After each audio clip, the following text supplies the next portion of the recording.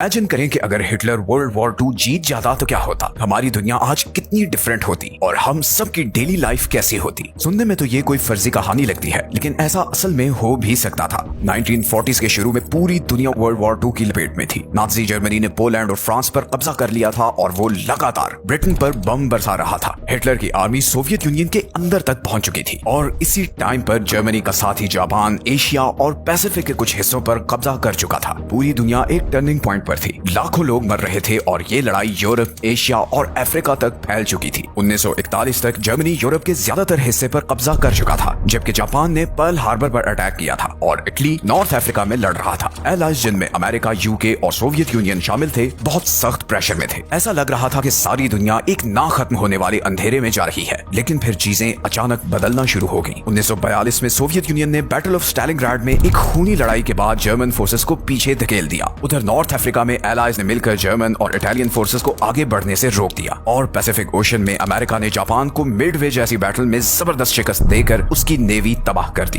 फिर 1944 में allied forces Normandy में उतरी और उन्होंने वेस्टर्न यूरोप को जर्मनी के कंट्रोल से आजाद करवाना शुरू कर दिया। इसी दौरान सोवियत आर्मी ने भी ईस्टर्न साइड से जर्मनी की तरफ बढ़ना शुरू कर दिया। 1945 तक जर्मनी चारों तरफ से घिर चुका था। अप्रैल में हिटलर ने अपनी जिंदगी खत्म कर ली और सिर्फ एक महीने बाद मई में बर्लिन पर एलाइज का कब्जा हो गया। कुछ ही महीनों बाद अगस्त में अमेरिका ने हिरोशिमा और नागासाकी में एटम बॉम्ब गिरा दिए और जापान ने सरेंडर कर दिया और इस तरह ये सारी एक्सेस पावर्स, जिनमें जर्मनी भी शामिल था, वर्ल्ड वॉर 2 हार गए। But what if the axis powers and Hitler had won world war 2? अगर ऐसा होता तो दुनिया आज दो बड़ी एम्पायर्स में डिवाइडेड होती। एक तरफ नाजी एम्पायर होती जिसके कंट्रोल में यूरोप, नॉर्थ अफ्रीका और मिडिल ईस्ट होता। दूसरी ही तरफ जापानीज एम्पायर होती जिसका एशिया और पैसिफिक पर कब्जा होता, जिसमें चाइना, साउथ ईस्ट एशिया और इवन ऑस्ट्रेलिया के कुछ हिस्से भी शामिल होते। ब्रिटेन पर भी नाजीज का कंट्रोल होता और फ्रांस, पोलैंड और नेदरलैंड्स भी नाजी के फुल कंट्रोल में होते, जबकि दूसरी तरफ अमेरिका अकेला रह जाता और उसके लीडर्स भी फिर प्रो हिटलर होते। अब जरा इस बारे में बात करते हैं कि हमारी डेली लाइफ कैसी होती अगर हिटलर ये वॉर जीतता। हमारी लाइफ आज से बिल्कुल डिफरेंट होती। नाजी आइडियोलॉजी हर चीज पर छाई होती। आप क्या पढ़ सकते हैं, क्या देख सकते हैं, क्या बोल सकते हैं और यहाँ तक कि आपको कौन सी नौकरी मिलेगी और आप कहाँ रहेंगे, ये सब इसी आइडियोलॉजी के तहत होता। ना कोई फ्री प्रेस होता, ना फ्री इलेक्शंस होते और ना ही आज की तरह का इंटरनेट होता। न्यूज में सिर्फ वो दिखाया जाता जिसकी गवर्नमेंट इजाजत देती। ऐसी तमाम बुक्स जो रिलीजियस स्कॉलर्स, ब्लैक राइटर्स या एंटी नाजी लोगों ने लिखी होती, उन्हें बैन कर दिया जाता। स्कूल्स में सिर्फ नाजी आइडियोलॉजी पढ़ाई जाती और हिस्ट्री को दोबारा लिखा जाता ताकि हिटलर को हीरो के तौर पर पेश किया जा सके और शायद हॉलोकॉस्ट कभी रुकता ही नहीं। इसी तरह अगर हम इकोनॉमी की बात करें तो ना कोई फ्री मार्केट होती और ना कोई बिजनेस कर सकता। नाजी जर्मनी में सब बड़ी इंडस्ट्रीज गवर्नमेंट के कंट्रोल में होती थी। प्राइवेट कंपनी सिर्फ उस सूरत में काम कर सकती थी अगर उनके ऑब्जेक्टिव्स नाजी ऑब्जेक्टिव्स से अलाइन करते हो और ज्यादातर फैक्ट्रियों को हथियार बनाने पर लगा दिया गया था, स्पेशली 1939 के बाद। तो मतलब अगर हिटलर जीत जाता तो फिर फैक्ट्रियां आम लोगों के लिए फोन, गाड़ियां या कपड़े नहीं बनाती, बल्कि फिर वो सिर्फ हथियार, टैंक्स और दूसरा जंगी सामान बनाती। गूगल या एप्पल जैसी बड़ी टेक कंपनीज कभी नहीं बनती क्योंकि गवर्नमेंट हर किस्म की टेक्नोलॉजी को अपने कंट्रोल में रखती ताकि उसे अपने मकासद के लिए यूज कर सके। इस फ्यूचर का सबसे खौफनाक पहलू ये है कि दुनिया से डाइवर्सिटी खत्म हो जानी थी, बिकॉज फिर कोई डिफरेंट कल्चर्स, रिलीजन्स या ट्रेडिशंस नहीं होने थे। नाजीज का ये बिलीव था कि सिर्फ एक ही नस्ल को जीने का हक है। अगर वो पावर में रहते तो बहुत सी कम्युनिटीज को बिल्कुल खत्म कर दिया जाता। रिलीजन्स जैसे कि जुडाइज्म, इस्लाम और इवन कुछ क्रिश्चियन सेक्ट्स को भी बैन कर दिया जाता। वो शहर जो कल्चर और ट्रेडिशंस का हब थे वो सब खामोश, बोरिंग और बेजान नजर आते। यहाँ तक कि लोगों के बोलने का अंदाज भी बदल जाता। जर्मन लैंग्वेज पूरे यूरोप और इवन अमेरिका के कुछ हिस्सों की भी नेशनल लैंग्वेज बन जाती। जो म्यूजिक, खाना,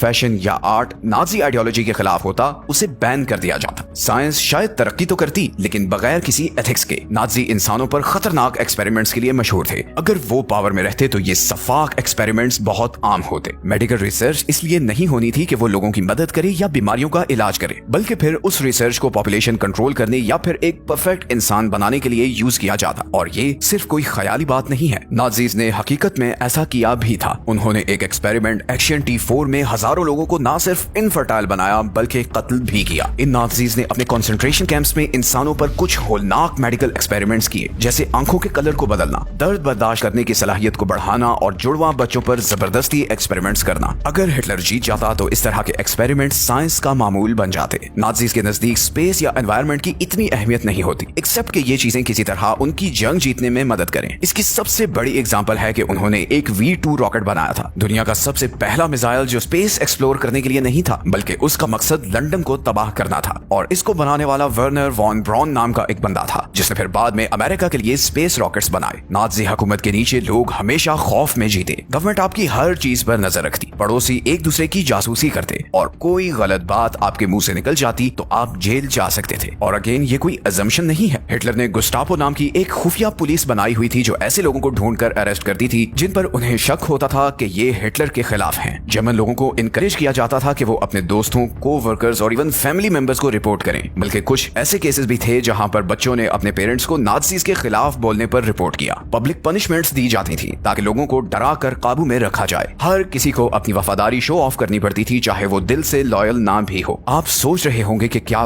वाकई ये सब मुमकिन था? इसका जवाब है यस। वर्ल्ड वॉर में कई ऐसे मौके थे जब एलाइज हार रहे थे, जैसे अगर हिटलर थोड़ा पहले ब्रिटेन पर हमला कर देता, या अमेरिका इस जंग में ना कूदता, या जर्मनी मॉस्को पर कब्जा कर लेता, तो आज दुनिया का नक्शा बिल्कुल मुख्तलिफ होता। अगर हिटलर वर्ल्ड वॉर 2 जीत जाता तो दुनिया में एक बड़ा कोल्ड और डार्क एनवायरनमेंट होता। टेक्नोलॉजी सिर्फ लोगों को कंट्रोल करने के लिए यूज होती और रिलीजन्स और कल्चर को बहुत डैमेज किया जाता। ऐसे सोचने से हमें पता चलता है कि आज जिन चीजों को हम फॉर ग्रांटेड लेते हैं, जैसे freedom of speech, democracy, ethical science, या किसी भी इंसान को जीने का हक, नो मैटर उसका बैकग्राउंड क्या है, रेस क्या है या बिलीफ क्या है, ये सब चीजें फिर हमारे पास ना होती। So the lesson is very clear. आजादी और अमन कभी गारंटी नहीं होता, and history can repeat itself if we stop paying attention. Hitler ये जंग जीता तो नहीं, मगर हमें अपने आप से ये सवाल जरूर पूछते रहना चाहिए कि अगर वो जीत जाता तो क्या होता, क्योंकि पास्ट को याद रख कर ही हम फ्यूचर की हिफाजत कर सकते हैं। आज फिर दुनिया एक बहुत नाजुक मोड़ पर है। चंद बड़े लोगों की ईगो इस दुनिया को जंग की आग में धकेल सकती है। ये ऐसी आग है जो इन अमीर बड़े लोगों को नहीं खाती, ये जलाती है तो सिर्फ मेरे और आप जैसे आम लोगों को। ऐसा लग रहा है कि हम इंसानों ने माजी से कुछ नहीं सीखा और हम एक बार फिर एक बड़ी जंग की तरफ बढ़ रहे हैं, और इस दफा ये बड़ी जंग इंसानियत के मुकम्मल खात्मे का सबब बन सकती है। वीडियो अच्छी लगी है तो इसे दूसरों के साथ शेयर करें और चैनल को सब्सक्राइब कर लें। मिलते हैं नेक्स्ट वीडियो में एक और इंटरेस्टिंग टॉपिक के साथ। अपना ख्याल रखें। अल्लाह हाफिज।